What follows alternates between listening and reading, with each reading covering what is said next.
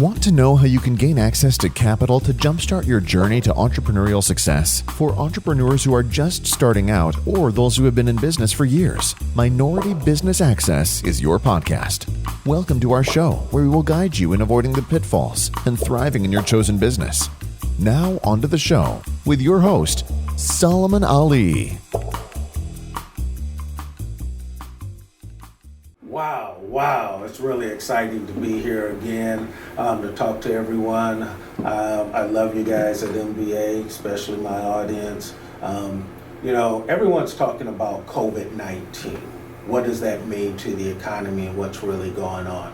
As many of you know, 6 million jobs have been lost. And now the number, from the last Jobs Act, the number is up to approximately 16 million. That's approximately 16 million. And many leaders believe, economic leaders actually believe, that number can go as high as approximately 25 to 40 million.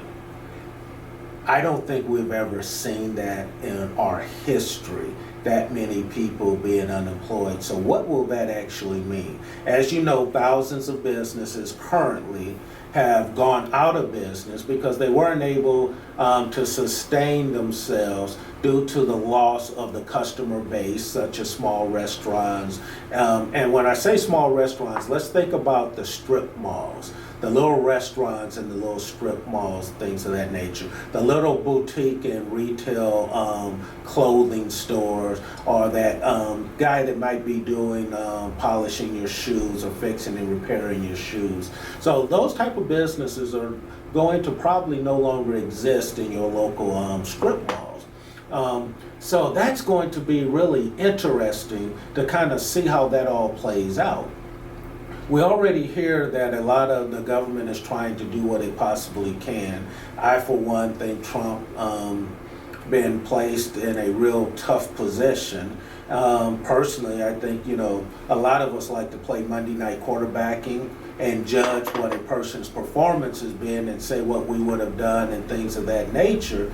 But a lot of times it's really hard to do that, It's like watching a basketball game or a football game and say, well, the quarterback should have thrown downfield or done this or done that. Well, of course you can say that after you were watching the game. But when you're in it, it's a whole different ball game. And I think pretty much that's probably the way it feels for President Trump as well. I think he's doing the best job with the awareness and the knowledge that he currently has at the time. And I think he's doing the job that, if whoever was president, even if it was my President Obama, it would be a difficult and very, very challenging job to be doing right now with the affairs facing the country. So, I want everybody to keep that in mind. Recently we had a press release not too long ago asking all the spiritual leaders to pray for President Trump, Because my Bible tells me, and I'm not going to make this a religious thing, so by no means don't get turned off by that, but I do love God with all my heart, all my soul, and all my might. If that offends you guys, well, you know what? I'm a sinner some days, so you know what I might tell you. Nevertheless, we should pray for our leaders. We should pray for President Trump. And because God basically said he's the one that appoints leaders and things of that nature. And the man has a really tough job, and none of us would want to be in his position right now trying to do that job. So me, for one, I'm applauding for doing a job that I would not want to do, being in a position that I personally would not want to be in, trying to make decisions. And every time you make a decision, good God Almighty, everybody criticizes the decisions that you're making. That's just incredible. So we all know how that feels sometimes, especially the people who are on social media and things of that nature. You think you said something really witty and clever, and then all of a sudden you get blown out by somebody else that has a total different viewpoint that sounds a little bit better, but because they had the opportunity to critique yours and criticize yours and think about what they were going to say. Now, all that being said, thousands and thousands of jobs are being lost. Millions of jobs have already been lost. So we're losing thousands of jobs every single day, okay? And tens of thousands of businesses are projected to be closing down and will no longer exist. That to me is, guys, that is just totally mind-boggling. Do you hear me? Mind-boggling. I don't know what's going to happen. I don't think no one knows what's going to happen because no one's ever seen this. What we've all seen and read about was little things in history, but history has never told us something about this. And a lot of people want to compare it to the Spanish influenza back in 1918, I think it was. And so, well, I don't think it's quite the same. And here's why I say that. One, you didn't have as many people traveling, okay? So it was still somewhat already isolated because people were really not traveling as much and kind of confined to their various regions. And when I'm saying regions, I'm going to say regions whether or not you lived in New York, you didn't really go to California. If you lived in California, you really weren't going to Minnesota, okay? So the different regions, people weren't doing a lot of traveling like they do. Right now, we live in totally a global society. What we do here in the United States affects everyone across the world. It's global. We are the largest economy. Now, you got to wrap your mind around that. We are the largest economy, approximately a $23 trillion economy. Now, keeping that in mind, minorities, okay, and especially people of color being black, they make up approximately 5 to 7% of that GDP. So that means we're spending a great deal of money, a great deal of money. We are the largest consumers in the United States of America. We are the largest consumers in the United States. However, that being said, we're also the worst savers in America. So everyone else is saving their money and investing their money. We're spending our money on cars, on clothes, on hair products, things of that nature. We are the largest consumers, people. We keep Walmart going. We keep various companies going in business, okay? And so when you start putting all of this really in perspective, what am I saying? I'm saying we need to be very mindful of what it is that we're doing, who we're spending our dollars with, and do they follow the same beliefs that we do? Now, as one who have started a private equity company with as little as $200, and by the end of a year was loaning out over $3 million, I think it was. Don't quote me on it, but I'm pretty sure it was about $3.5 million at the end of the year. That's what we were loaning out to other companies. So I have a pretty good grasp as one that also runs one of the largest minority energy companies in the United States, NDR Energy Group, that was previously, well, still my partner is Universal Bioenergy, and I'm CEO there of both companies. You know, our sales has been as high as $78 million, with profits coming in as roughly as $4 million. So when I tell you these things that I'm gonna tell you, I got a pretty good grasp on it. Okay, and anybody want to know, I'm not afraid to show no tax returns that have been filed. Okay, that's legitimate. No, we don't play no games. Okay, but also we run one of the largest technologies, or we hold IP, intellectual property for all pretty much smart security, smart homes, and we cover the gamut. One of our companies it's not our company, it's our exclusive licensee, and we were very strategic in this in developing the intellectual property. Now, I did not develop it. The previous CEO, he developed it, came up with it, and did a really awesome job. And we had to have the foresight and the strategic planning to be able to take it further. Now, that's what a lot of businesses are going to be facing. They're going to need money, Okay, and that's why I'm talking to you today. What is COVID-19 doing? Well, let's just follow the steps. First thing, basically, COVID-19 got us all what? Shut in. We basically had to stay home, couldn't go work. So what was the effect of that? I couldn't go work. People that I work with couldn't go work. So therefore, also customers couldn't go to visit and patronize the places that they normally patronize. All right. So that was the beginning effect. So the lock-in, so that took us away from our customers, the customers away from the business. So businesses immediately start feeling the impact, especially small companies, okay, start feeling the impact. Now, they say, well, the government says we're going to give you a lot of money or give you some money to help tie you over. Now, whether that's the $1,200 or some type of loan or covering your payroll 100%, things of that nature, how is that going to help me or help you if all your customers are still locked in home and can't actually come out and visit? So right now, we have something that, again, we're going to use this word all day today, that's mind-boggling. That doesn't make sense, right? Because, yeah, I might be able to pay my people, but now I'm still running up a bill and obligations, right, through my business, and I don't have enough customers.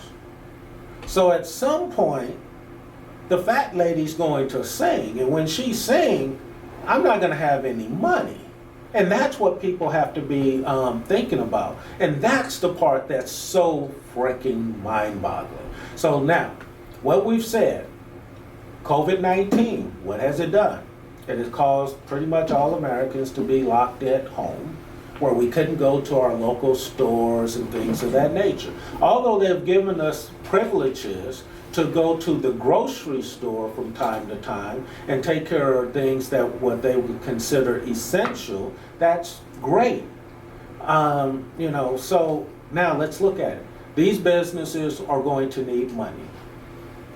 If the government is having the same problems that we're having, everyone at the government can't be essential employees, right? So they're having the same problems we're having. So they're going to be behind in their workload and getting all of this done. And so now let's just think about a tidal wave. Imagine a tidal wave overtaking you. That's just what happened to our government. A tidal wave has just overtaken the government. So now they're going to have to clean up the mess and the debris and get everything back in order before they can handle business as normal, right? So they have to develop some systems that weren't developed and in place prior to, okay? And a lot of people I know, they got these great and wonderful ideas. However, stop playing Monday night quarterback, okay? And let's look at it for what it is.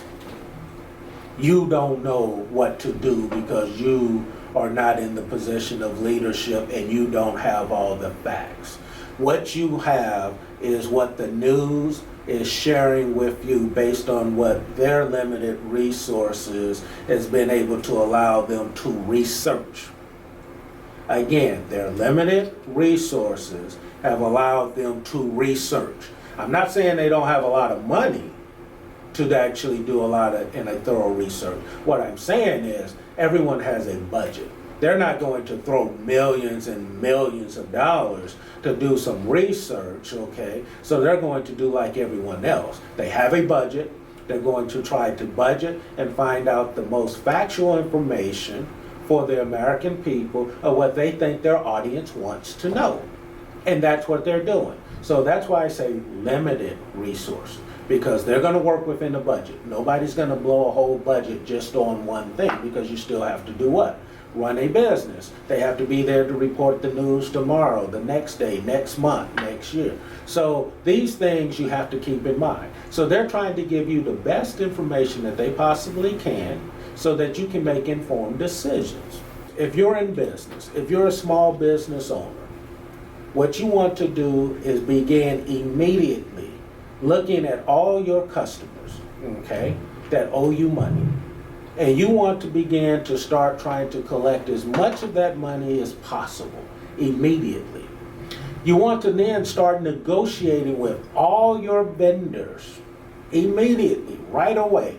Negotiate with your vendors and try to get the prices down and try to work out some other type of arrangements, okay?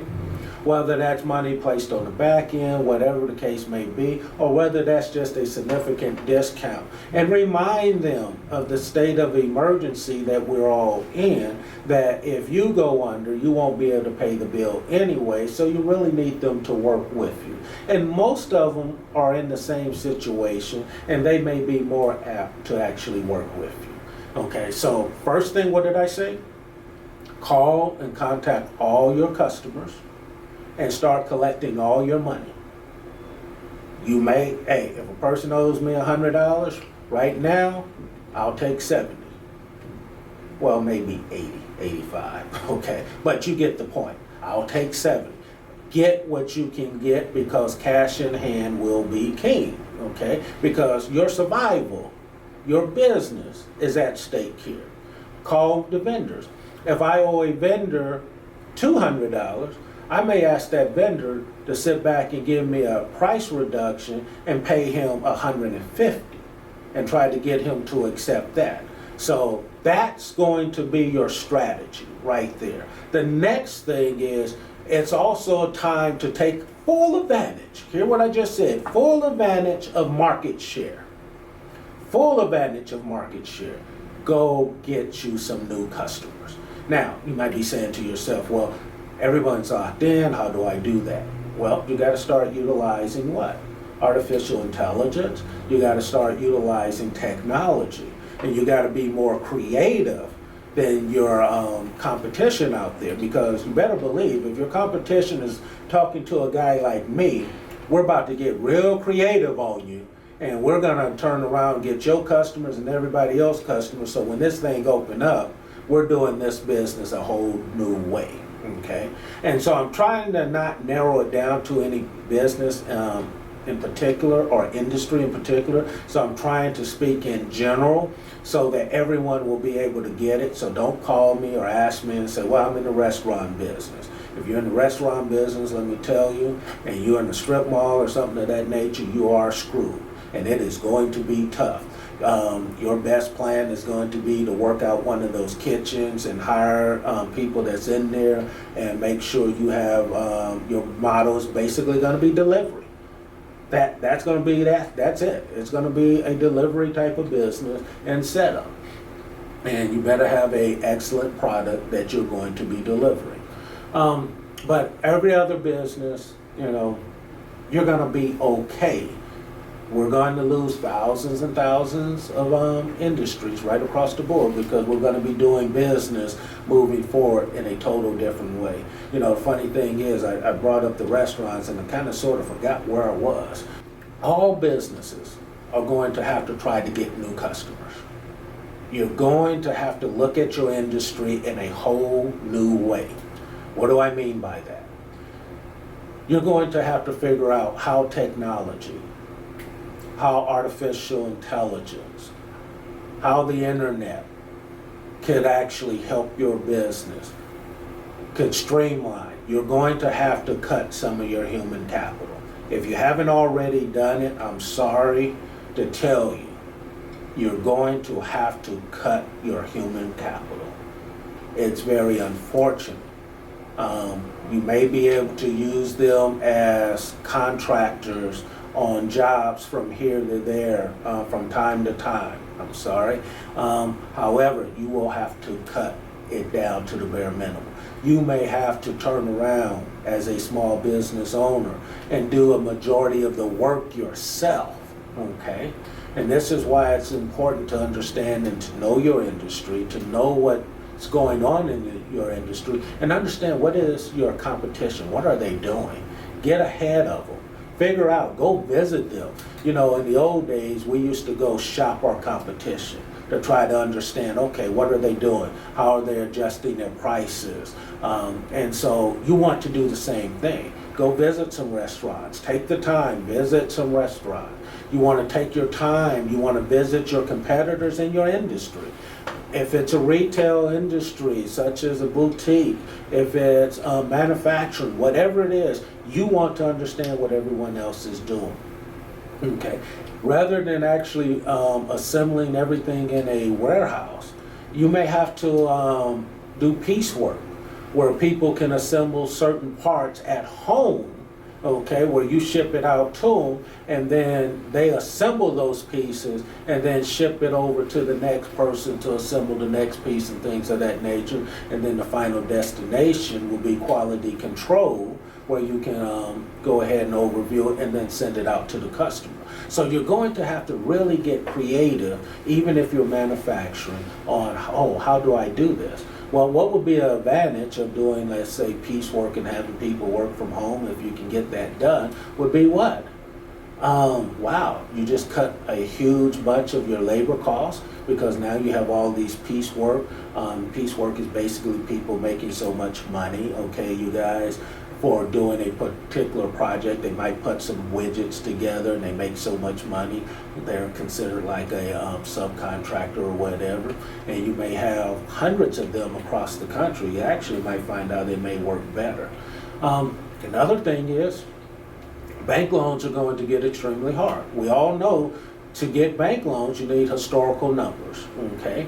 To come to a private equity company, to come to a VC, hey, you're gonna have to be able to sell us on your dream and your vision, okay?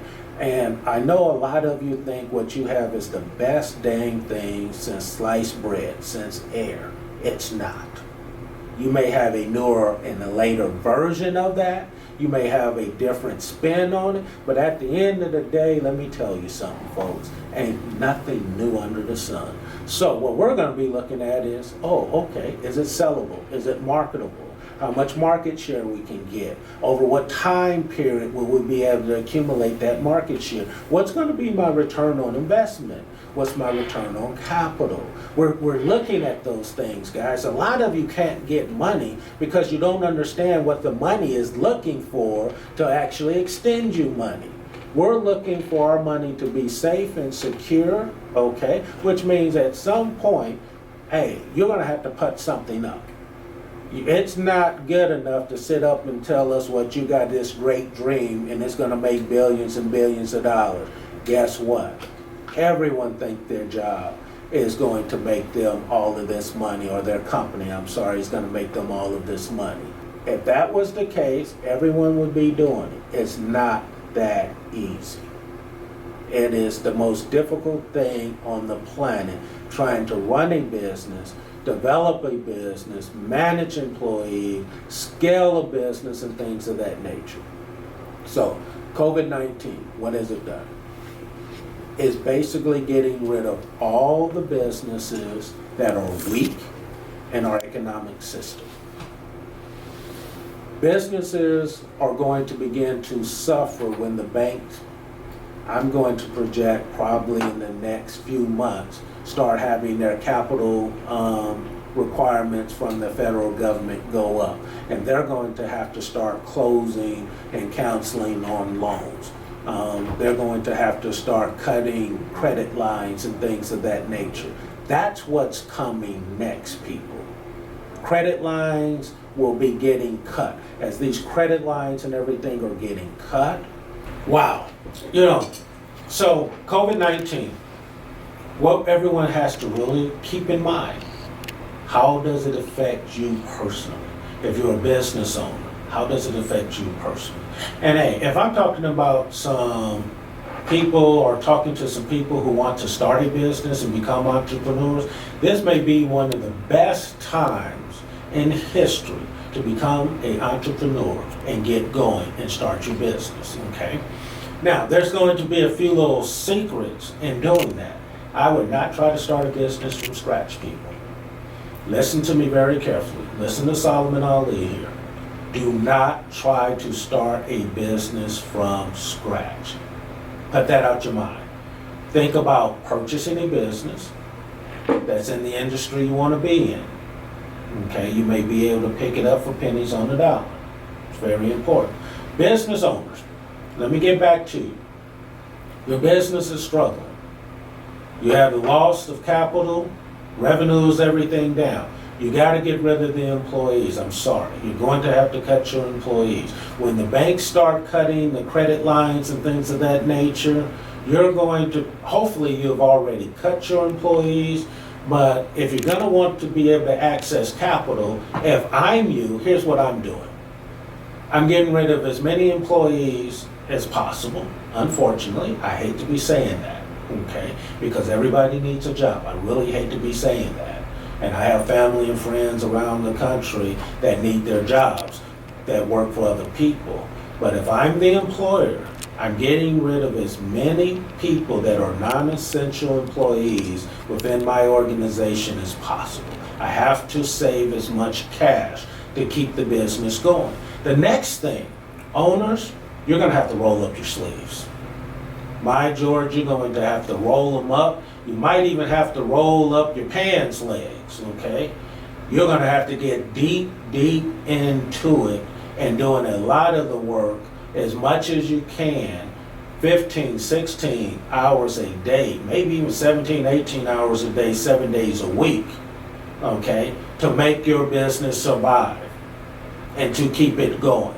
Listen to what I'm saying. Nobody wants to hear this, okay? Especially some of you business owners who've been riding high on the hog, accustomed to telling other people what to do and collecting the money and paying everybody and think you're doing a wonderful job. Well, now it's time. Roll up your sleeves. Roll your pants legs up. Do the work. 17, 18 hours a day, 7 days a week. Keep going. Don't stop. Keep going. Okay, it's going to be very critical, and you will appreciate that advice later because you will be hopefully one of the ones that end up on the other end after doing that. The other thing, you're going to have to automate your business.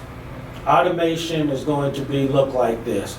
You might have to buy licensing programs, okay? And it's pretty much, that's what I would be doing, buying licensing programs to make my business more efficient, so that I can make more productivity, create a better product faster and everything of that nature without the human capital.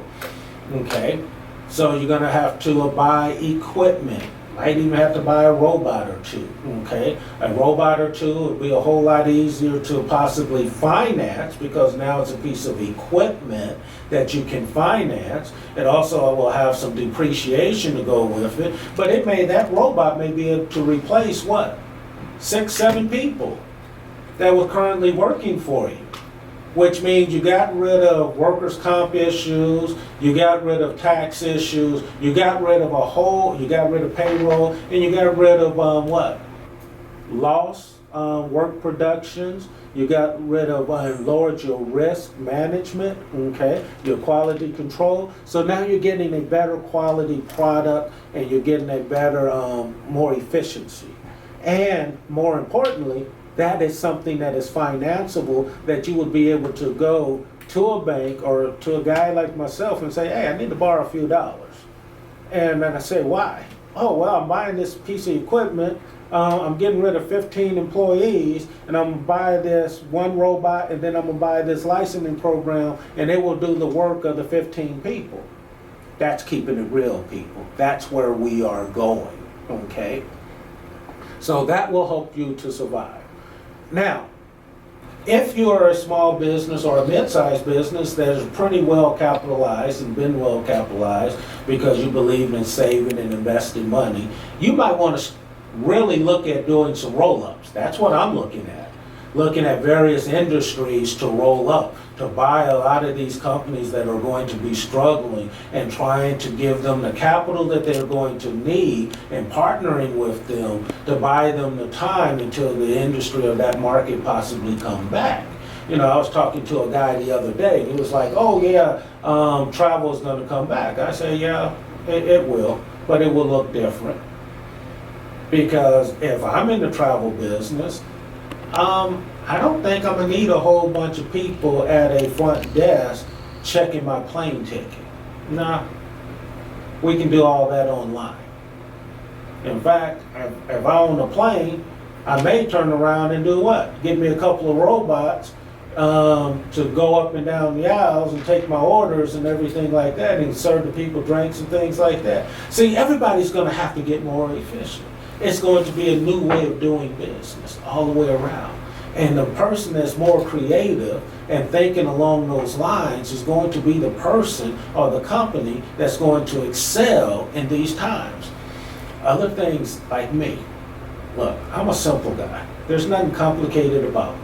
I'm going to look for 5, 6 businesses to buy in various industries, and then I'm going to turn around and do what I possibly can to leverage my financials the best I can, and whatever little cash I may have to break into my piggy bank and say, hey, I got a few more pennies here, and I can help this business go for the next 2 years, and we can, along the way, buy 10 or 15 more businesses that are in the same business, same industry, and that's a roll-up. Start rolling up some things, okay? You know, maybe you go partner with your brother, you go partner with your college buddies, your neighbors down the street, you create an investment club, and you sit back and say, hey, what is it that this community that I live in may need? You determine that, and you partner with the people, and you guys all break open your piggy banks, break them open, put your money together and pool it together, and then go ahead and buy these businesses and help save these businesses. But you got to be very selective. You can't be foolish, because a lot of businesses, I'm telling you, they will no longer exist. A lot of industries will no longer exist. So, COVID-19 is going to affect the banking, because the government's going to have to come back down and tell the banks, hey, you're going to have to get your cash reserves and everything up, okay? That's it.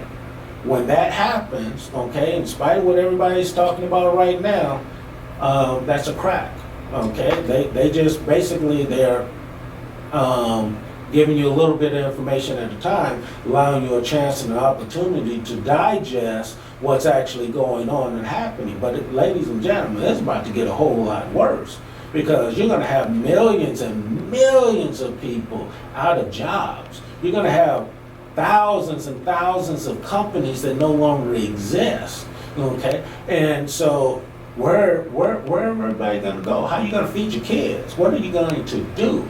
That's how COVID-19, in a very short period of time, has affected our economy.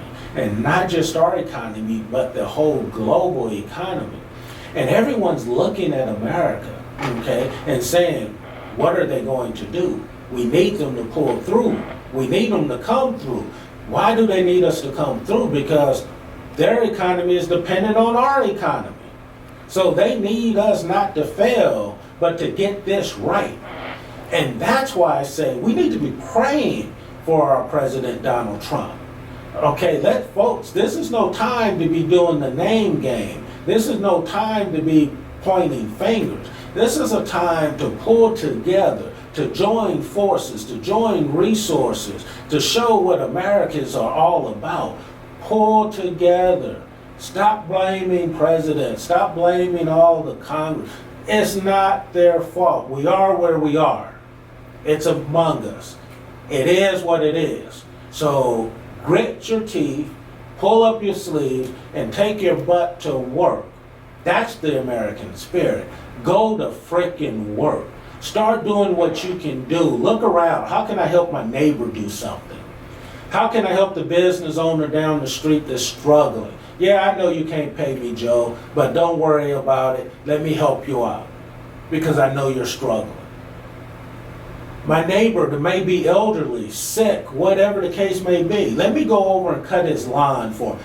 Figure out what you can do right now for someone else. Take your eyes off of your own personal problems, your own personal struggles, and do that which you would want someone to do for you. Go help someone else in this time. And I promise you that will come back to you. I promise you that will come back. So everyone's trying to do what they're trying to do and trying to be a benefit and help. My solution is real simple, okay?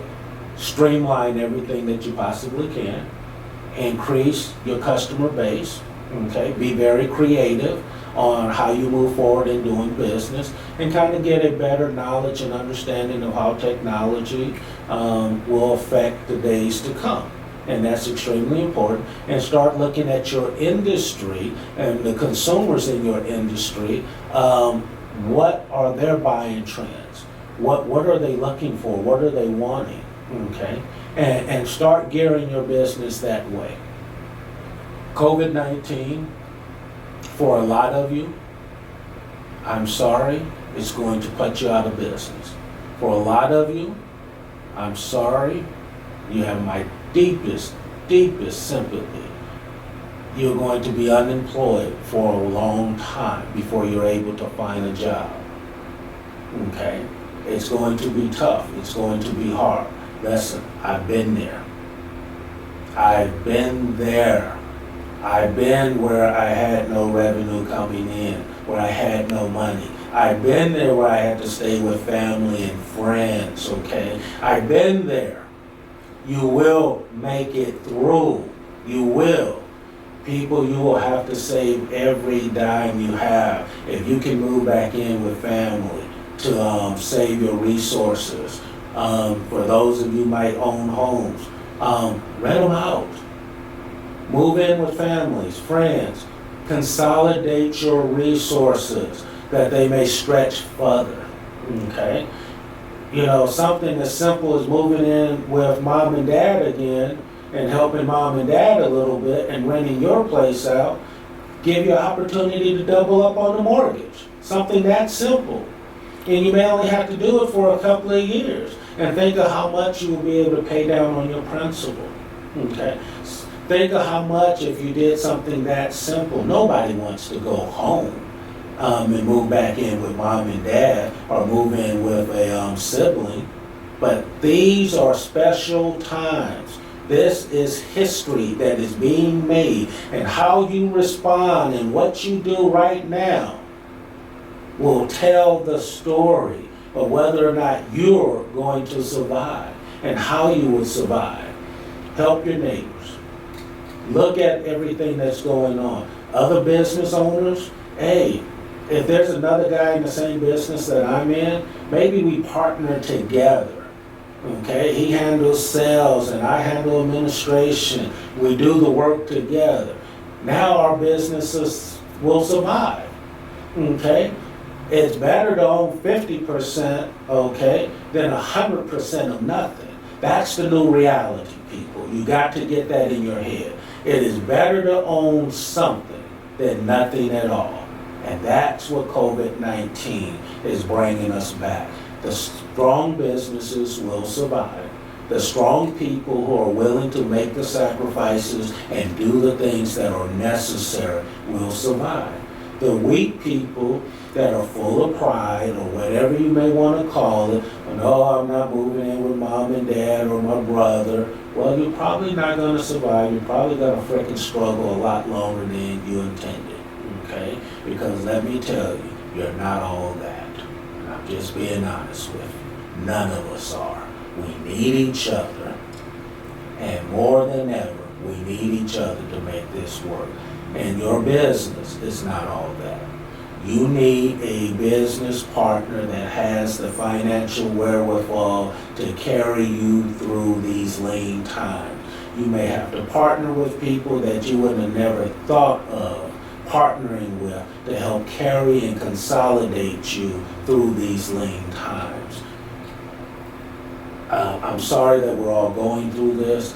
I wish each and every one of you from the bottom of my heart the best. But let's do like all Americans should be doing. Let's pray for one another and let's help one another out. And we all pray that this pass soon. Thank you so much for being a part and tuning into Minority Business Access. I really thank you guys for paying attention and listening to what I have to say. Again, thank you so much for listening to Minority Business Access. Good luck. Stay safe.